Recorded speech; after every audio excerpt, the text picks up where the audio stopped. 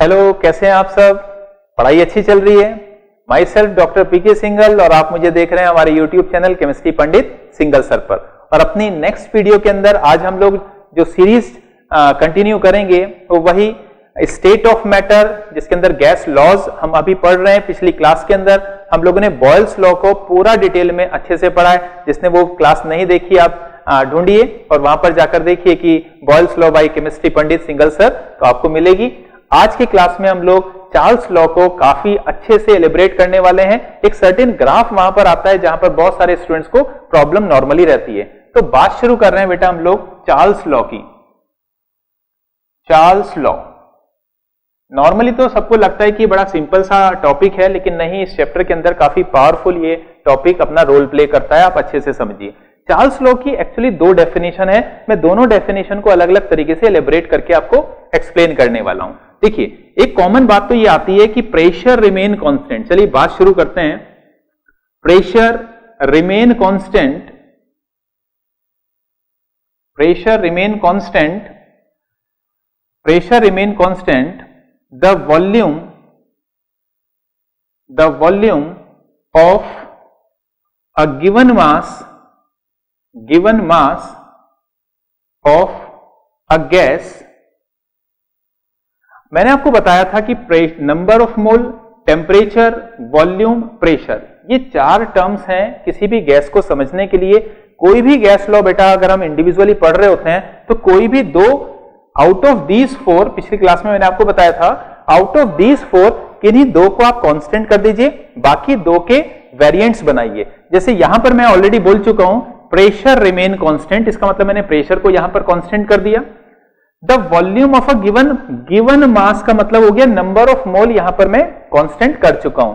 तो इसका मतलब यहां से क्लियर हो चुका है कि जो रिलेशन यहां मुझे डिराइव करना है, रिलेशन को समझना है, वो volume of gas and absolute temperature के बारे में बात करनी है। एब्सोल्यूट टेम्परेचर मतलब टेम्परेचर इन केल्विन के बारे में बात करनी है।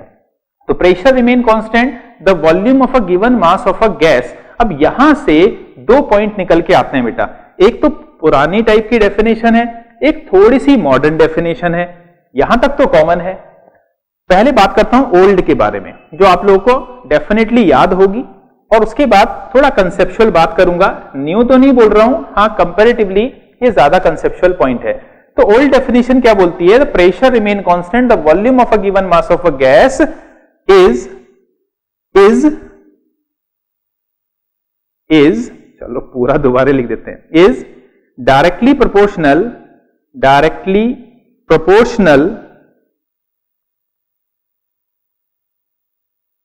To the absolute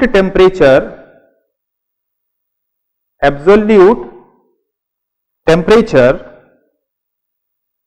of the gas। ये सब आपको याद ही होगा कंटिन्यूटी में।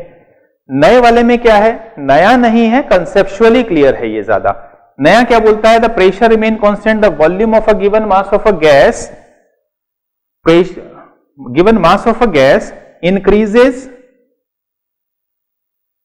or decreases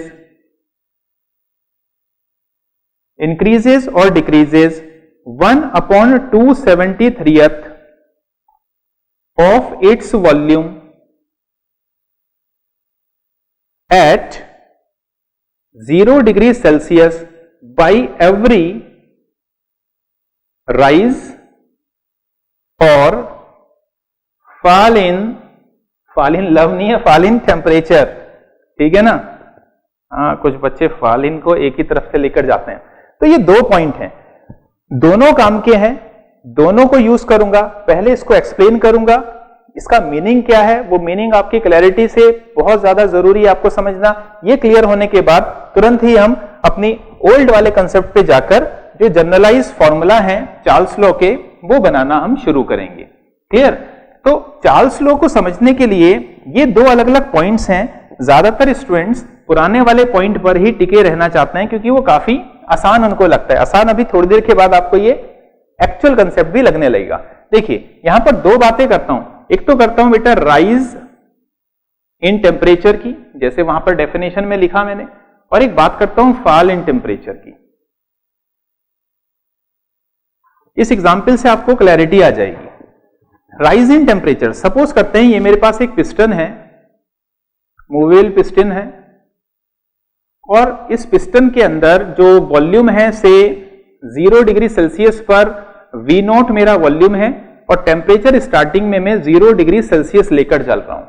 ठीक, स्टार्टिंग में मेरा वॉल्यूम है V0 और मैं टेम्परेचर ले रहा हूं 0 डिग्री सेल्सियस। क्लियर है?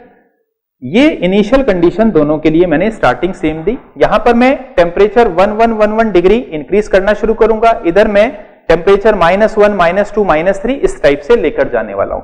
तो वो स्टेटमेंट ये बोल रहा है बेटा कि अगर आपका टेम्परेचर से 1 डिग्री सेल्सियस है तो इस केस में जो नया वॉल्यूम बनेगा वो पुराने वाले वॉल्यूम से 1/273 टाइम ज्यादा होगा।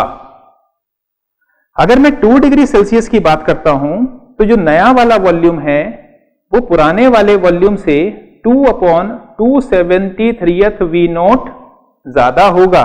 सिमिलरली अगर मैं 273 डिग्री सेल्सियस इंक्रीज करते जा रहा हूं टेम्परेचर को 0 डिग्री सेल्सियस से, तो यहां पर V 273 पर पहुंचने के बाद V0 plus 273 V0 upon 273, mathematically 273 से 273 आप कट करेंगे तो V0 प्लस V0 आएगा, that becomes equals to 2 V0। इसका मतलब ये हुआ कि अगर आप किसी गैस को 0 डिग्री सेल्सियस से शुरू करते हैं, उसका टेम्परेचर बढ़ाते बढ़ाते बढ़ाते 273 डिग्री सेल्सियस तक पहुंच जाते हैं, तो नया वाला वॉल्यूम पुराने वाले वॉल्यूम से पुराने वाले वॉल्यूम से डबल हो जाएगा।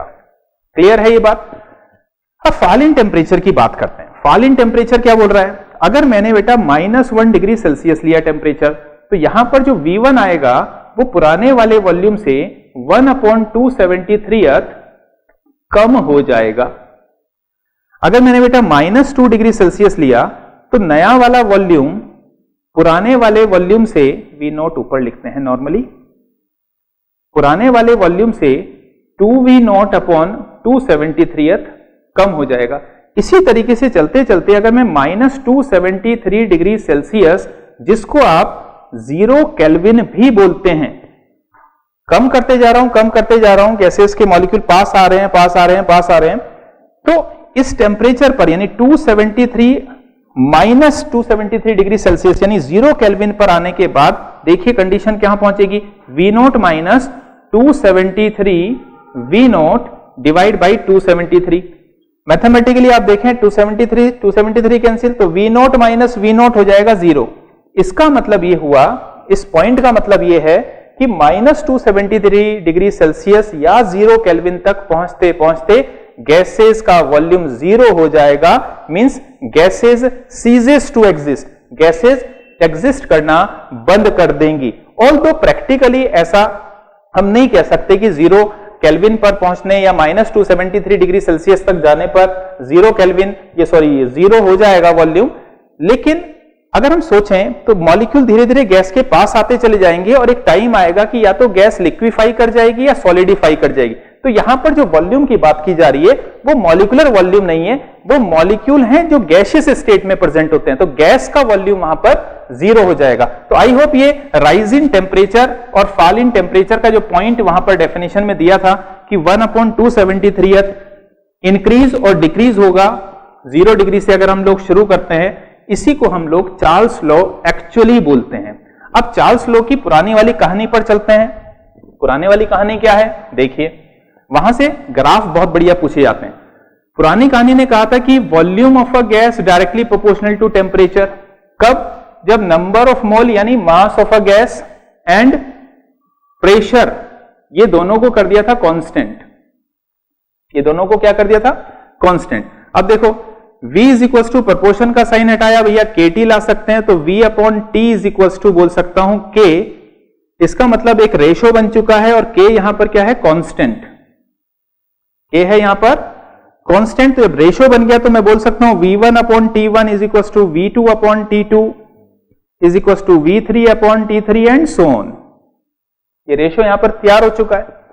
अब यहां पर एक ग्राफ की बहुत ही इंपॉर्टेंट पोजीशन क्रिएट होती है, अब उसको समझते हैं। देखिए यहां पर हमने लिखा बेटा V इज इक्वल्स टू के टी, यहां से बात शुरू करिए दोबारा से। V इज इक्वल टू के टी, मैं के टी प्लस 0 लिख दूं, बात को समझना बहुत आसान हो जाएगा। अब एक स्ट्रेट लाइन इक्वेशन है, उससे मैं कोरिलेट करता हूं। स्ट्रेट लाइन इक्वेशन आपको याद ही होगी, y is equals to mx plus C. ये दोनों को मैं इक्वेट कर रहा हूं, ये दोनों को कोरिलेट कर रहा हूं। तो y एक्सिस पर वॉल्यूम, स्लोप आ गया k कांस्टेंट, x एक्सिस पर टेम्परेचर और c पर लिया मैंने इंटरसेप्ट, और इंटरसेप्ट यहां पर दिखा रहा है 0। अब इंटरसेप्ट 0 कब होता है, यहां पर कहानी बिगड़ जाती है कुछ बच्चों की। जरा ध्यान से समझना, यहां पर मैं दो ग्राफ बना रहा हूं बेटा, एक ग्राफ ये बना रहा हूं और एक ये बना रहा हूं।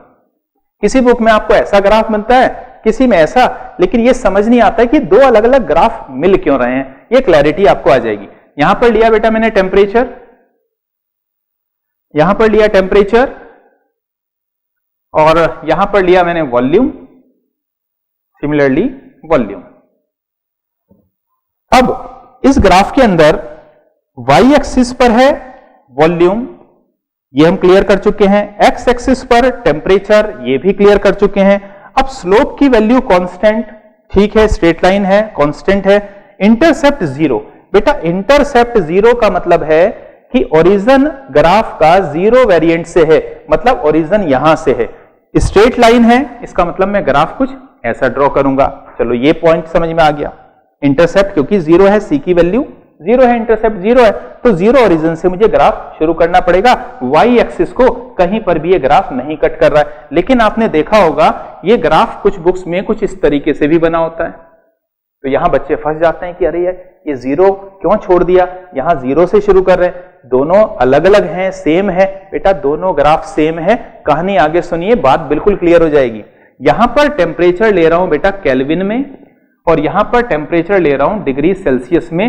सिर्फ डिफरेंस इतना सा है, सिर्फ इतना सा ही डिफरेंस है। क्या, अगर मैं केल्विन में ले रहा हूं, यानी ये टेम्परेचर हम लोग केल्विन में लेंगे तो ये बन जाएगा एब्सोल्यूट टेम्परेचर, और ये अगर एब्सोल्यूट टेम्परेचर है तो इंटरसेप्ट हो जाएगा 0। और ऐसे भी आपको कॉमन सेंस से अभी अभी हमने पढ़ा है कि अगर टेम्परेचर यहां पर क्या होगा 0 केल्विन, 0 केल्विन टेम्परेचर पर वॉल्यूम भी क्या हो जाएगा किसी गैस का 0 हो जाएगा। सिमिलरली यहां पर अगर बात करते हैं तो ये जो टेम्परेचर है बेटा ये है 0 डिग्री सेल्सियस। क्या है ये 0 डिग्री सेल्सियस। 0 डिग्री सेल्सियस पर वॉल्यूम किसी गैस का 0 थोड़ी ना होगा, यहां पर तो कोई ना कोई वॉल्यूम की वैल्यू मिलेगी जिसको आप V0 बोलते हैं, ठीक। और ये वाला पॉइंट क्या है जिस पर आपको टेम्परेचर -273 डिग्री सेल्सियस होगा, जिसको आप 0 केल्विन भी बोल सकते हैं, जिसको आप 0 केल्विन भी बोल सकते हैं। तो दोनों ग्राफ का एक बेसिक सा डिफरेंस था। कहानी आपको क्लियर होगी। अगर टेम्परेचर डिग्री सेल्सियस में है तो ग्राफ इस टाइप से ड्रॉ करना चाहिए, और टेम्परेचर अगर केल्विन में है तो ग्राफ आपको यहां कैलकुलेट करना चाहिए। क्लियर। अब यहां पर जो m की वैल्यू है, स्लोप की वैल्यू है, वो है कांस्टेंट। स्लोप की वैल्यू कांस्टेंट होने का मतलब है कि इस पूरे ग्राफ में, इस पूरी लाइन पर जितना भी कांस्टेंट क्या रखा बेटा हमने, प्रेशर, नंबर ऑफ मोल तो हमेशा ही कांस्टेंट करते आ रहे हैं। अगर हम आवागैद्रो की बात ना करें तो n तो हमेशा ही कांस्टेंट चल रहा है। यहां पर हमने प्रेशर कांस्टेंट किया, इसका मतलब ये जो m है जो k के बराबर है, स्लोप k के बराबर है, इसका मतलब ये हुआ कि प्रेशर वेरिएंट कांस्टेंट है। यानी इन सभी पॉइंट्स पर अगर मैं बोलता हूं ये P1 है प्रेशर, ये P2 है ये प्रेशर, ये P3 है, तो मतलब ये है कहने का यहां पर P1, P2, P3 सब के सब आपस में बराबर होने वाले हैं। ये सब आपस में क्या होने वाले हैं, एकदम बराबर होने वाले हैं। तो आई होप यहां से ये पॉइंट आपका क्लियर हो चुका होगा, इसमें तो कहीं कोई कंफ्यूजन नहीं बचा। ध्यान रखिए, एक्स एक्सिस पर टेम्परेचर केल्विन में रखा है या डिग्री सेल्सियस में रखा है, केल्विन में रखा है या डिग्री सेल्सियस में रखा है, अदरवाइज दोनों ग्राफ का कंसेप्ट थोड़ा थोड़ा सा अलग हो जाएगा। अब एक क्वेश्चन यहां पर बनता है। क्वेश्चन क्या बनता है यहां पर, सपोज करते हैं ये मेरा एक ग्राफ है, मैं यहां पर टेम्परेचर ले रहा हूं केल्विन में, और ये मैंने 3 अलग अलग लाइंस यहां पर ड्रॉ कर दी। ये मैंने ले लिया वॉल्यूम, और ये प्रेशर P1, P2, P3। अगर ये ग्राफ उस पैटर्न पर आपको बनाना है तो उस पैटर्न पर ये ग्राफ कुछ इस तरीके से बनेगा। अगर आप डिग्री सेल्सियस में लेंगे टेम्परेचर और यहां पर लिया वॉल्यूम, तो आपको क्लियर है ओरिजिन तो यही होगा -273 से, तो इसको मैं डॉटेड लाइन से दिखा दे रहा हूं, लाइक इस टाइप से। तो वहां पर हो सकता है ये ग्राफ आपको इस टाइप से बनाकर दिखाया जाए, डॉटेड लाइन आपको शो नहीं की जाएगी, या कहीं कर भी सकते हैं, उससे कोई बहुत फर्क पड़ने वाला नहीं है। तो क्वेश्चन ये है कि arrange these pressures according to their decreasing values के हिसाब से P1, P2, P3 को अरेंज करके देना है। अब क्या करेंगे, इसकी कहानी समझिए। हमने बताया था PV is equals to nRT, जिसको आइडियल गैस इक्वेशन बोलते हैं, शायद अगली क्लास में हम लोग पढ़ेंगे उसको काफी, लेकिन थोड़ा बहुत इस्तेमाल करते रहते हैं। अब मैं इस ग्राफ को अगर समझना चाह रहा हूं तो बेटा वॉल्यूम को मैं क्या कर दे रहा हूं, कांस्टेंट। किसी एक को भी कांस्टेंट कर दो, या तो आप टेम्परेचर को या वॉल्यूम को, किसी एक को मैं कांस्टेंट कर दे रहा हूं। समझने का हर किसी का इंटरप्रिटेशन का, जैसे मैं हमेशा बोलता हूं, तरीका अलग अलग होता है। ये मेरे को 3 वैल्यू टेम्परेचर की मिल गई, ये T1 मिल गया, ये T2 मिल गया, ये T3 मिल गया। लेफ्ट टू राइट जाऊंगा, इंक्रीज करेगा टेम्परेचर, ठीक। इस रिलेशन से मुझे पता चल रहा है, अगर वॉल्यूम कांस्टेंट है, नंबर ऑफ मोल तो मैं कांस्टेंट कर ही चुका हूं, R तो एक यूनिवर्सल गैस कांस्टेंट होता है, तो प्रेशर का रिलेशन टेम्परेचर से क्या डायरेक्ट रिलेशन दिखाई दे रहा है। इसका मतलब अगर मैं प्रेशर इंक्रीज करूंगा तो टेम्परेचर भी इंक्रीज करेगा इस सिचुएशन के अंदर।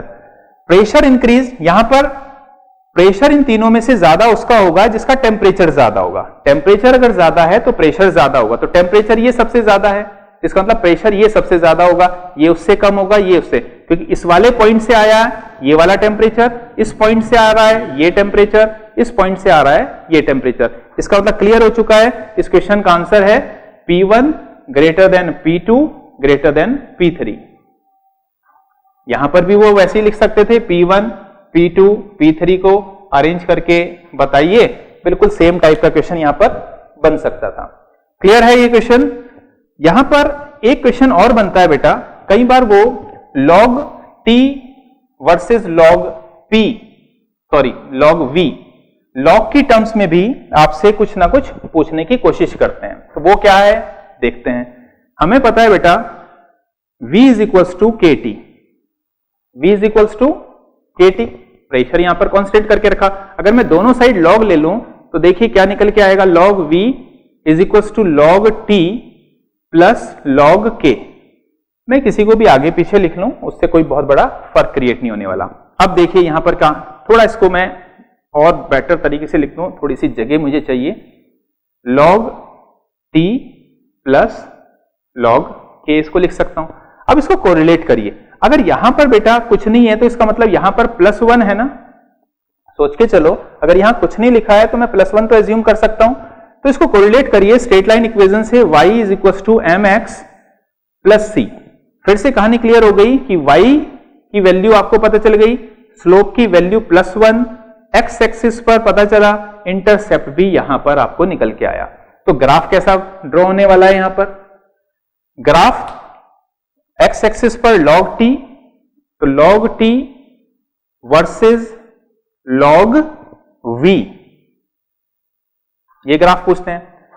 अब ये ओरिजिन इंटरसेप्ट की वैल्यू है बेटा log k, इसका मतलब 0 से आप स्टार्ट नहीं करेंगे, थोड़ा ऊपर से स्टार्ट करेंगे। एक पॉइंट आ गया, क्योंकि ये वाली वैल्यू है log k, 0 होती तो आप 0 ओरिजिन से शुरू करते। स्लोप स्ट्रेट लाइन का बनेगा और पॉजिटिव बनेगा, स्लोप स्ट्रेट लाइन का बनेगा और पॉजिटिव बनेगा, ये पॉइंट भी क्लियर हो गया। अब इस स्लोप की जो वैल्यू होगी बेटा, ये जो स्लोप की वैल्यू, ये जो थीटा एंगल होगा, ये क्या होता है tan थीटा। अब tan थीटा की वैल्यू है बेटा +1, tan थीटा की वैल्यू है +1, अगर बाकी सब चीजें कांस्टेंट है तब ये वैल्यू है। tan थीटा है +1, इसका मतलब थीटा एंगल कितना हो गया 45 डिग्री। तो ये बेसिकली 45 डिग्री का एक तरीके से एंगल मिलेगा if other things you have manage. तो log V versus log T का अगर ग्राफ पूछते हैं तो इस पैटर्न पर आप लोगों को बात वहां पर करनी चाहिए। क्लियर हो गया है पॉइंट। तो चार्ल्स लॉ मुझे लगता है कि आपको ठीक से समझ में आ गया होगा। एक छोटा सा क्वेश्चन ट्राई करके देखते हैं चार्ल्स लॉ का कि आपको क्लियर हुआ कि नहीं हुआ। ठीक है, तो क्वेश्चन ये है कि 300 ml of oxygen gas heated at -10 degree Celsius, the same gas is heated till 10 degree Celsius. Calculate the new volume of the gas if pressure remain constant. आप ट्राई करिए, बहुत ही सिंपल सा क्वेश्चन है, direct formula based question है, कहीं कोई ज्यादा बड़ा इसमें काम नहीं है।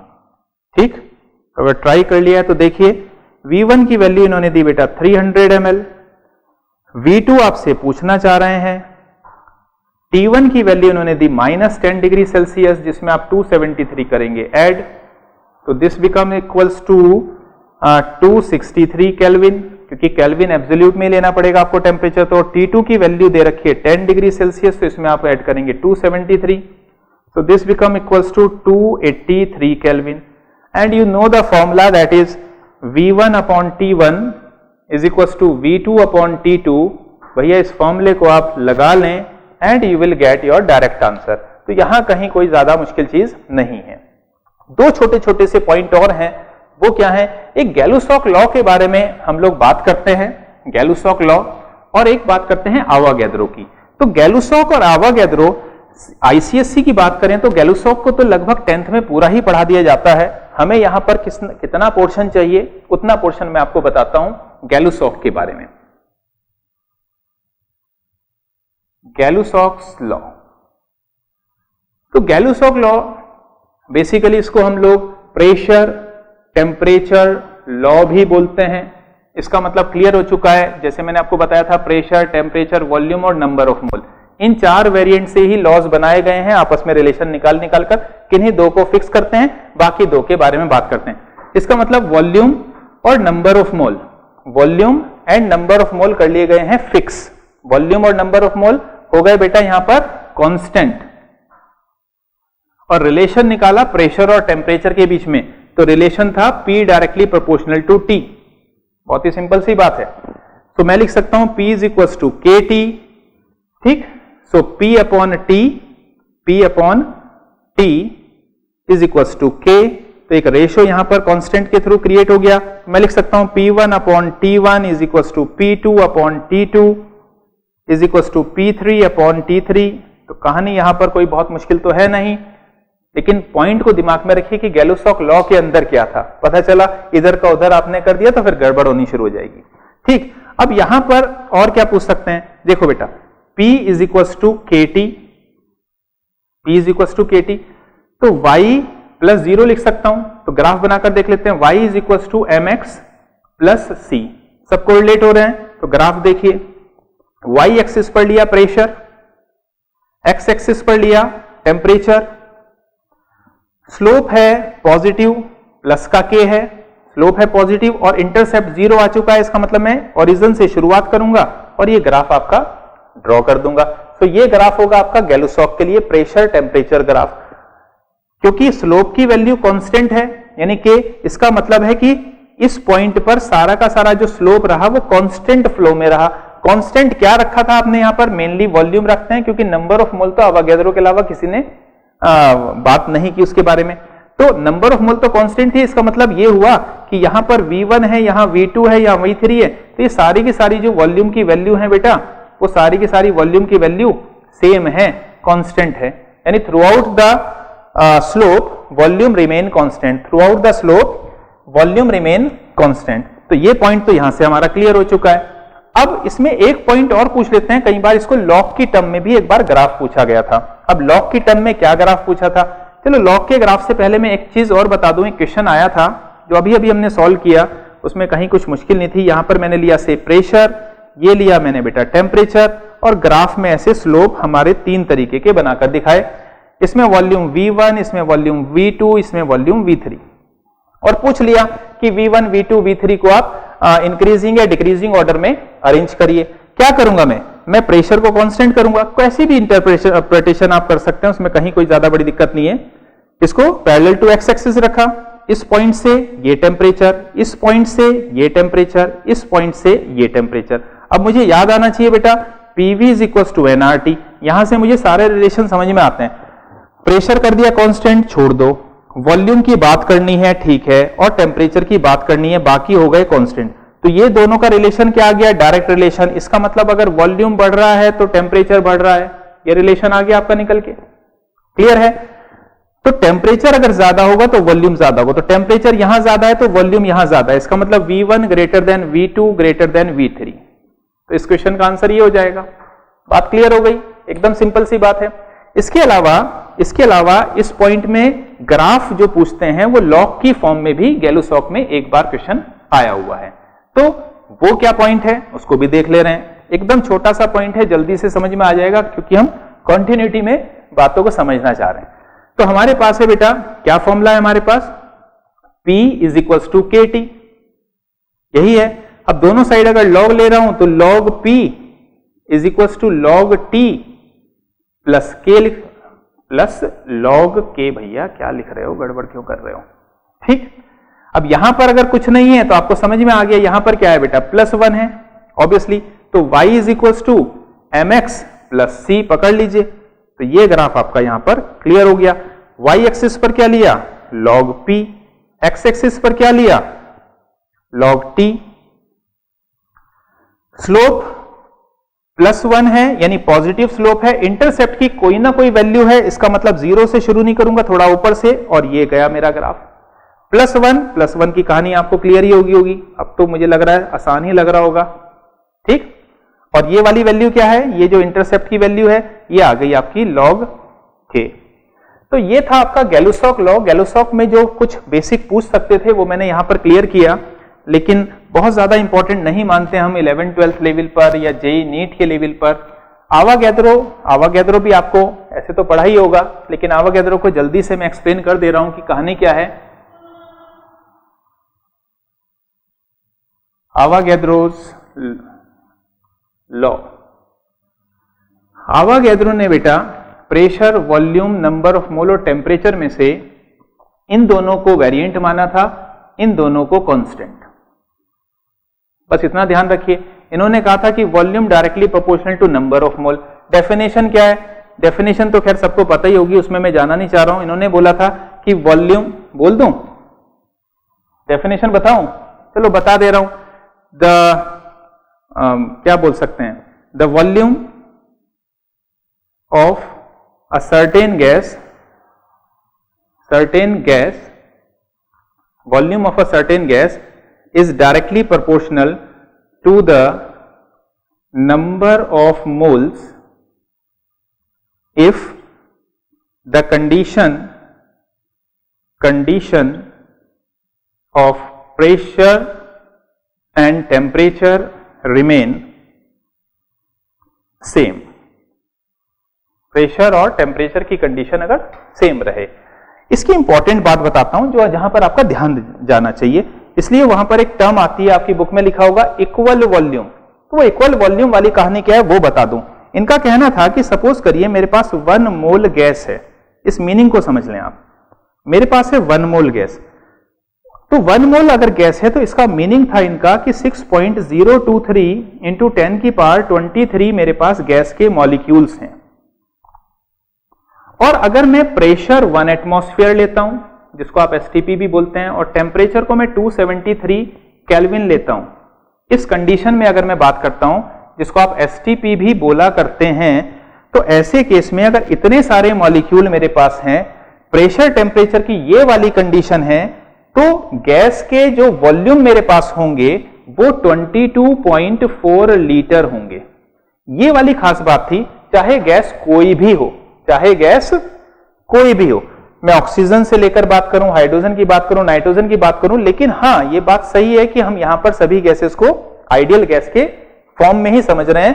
यानी कोई भी मेरी गैस है, अगर वो 1 मोल है उसके पास इतने ही मॉलिक्यूल होंगे। अगर मैंने प्रेशर टेम्परेचर की कंडीशन को मेंटेन कर लिया, ये तो एसटीपी लिखा, अगर प्रेशर टेम्परेचर की कंडीशन को सेम रखा दो गैसेस के लिए, हो सकता है टेम्परेचर या प्रेशर मैंने चेंज भी कर दिया हो, लेकिन दो गैसेस के लिए अगर मैंने सेम रखा तो जितने उसके पास मॉलिक्यूल होंगे 1 मोल के हिसाब से, या जितने मॉलिक्यूल होंगे तो उसका जो वॉल्यूम कैरी करने की कैपेसिटी होगी वो बिल्कुल बराबर होगी। तो basically this is the basic idea of Avogadro law. बाकी डेफिनेशन आपको 3-4 और मिल जाएंगी, जो भी आपको पसंद आ रही है आप उसको याद कर सकते हैं, लिख सकते हैं, समझ सकते हैं। तो this is all about for today's class. आज की क्लास में इतना ही, जिसमें हमने चार्ल्स लॉ ठीक से समझ लिया। सारे ग्राफ को आप बनाकर दोबारा से रिवाइज करिए। गैलुस लॉ को हमने क्लियर किया। अवोगाद्रो को थोड़ा सा ब्रीफली समझ लिया, क्योंकि गैलुस लॉ और अवोगाद्रो हमने चैप्टर 1 में भी कहीं ना कहीं पढ़े होंगे, तो कोई ज्यादा मुश्किल काम है नहीं। अगली क्लास में हम लोग बात करेंगे PV is equal to NRT यानी आइडियल गैस इक्वेशन की। जम के पढ़ाई करते रहिए, डिस्क्रिप्शन को आप लगातार पढ़ते रहिए, क्योंकि डिस्क्रिप्शन में कुछ ना कुछ आपके काम का बहुत बढ़िया मिलने वाला है। मैं लगातार यही बोल रहा हूं, ये नहीं बता रहा हूं कि क्या मिलने वाला है, लेकिन हाँ आपके काम का बहुत अच्छी चीजें मिलेंगी। कुछ प्रॉब्लम आ रही है कमेंट बॉक्स में लिखिए, लगातार पढ़ते रहिए, मजे से पढ़ते रहिए। So take care and do well.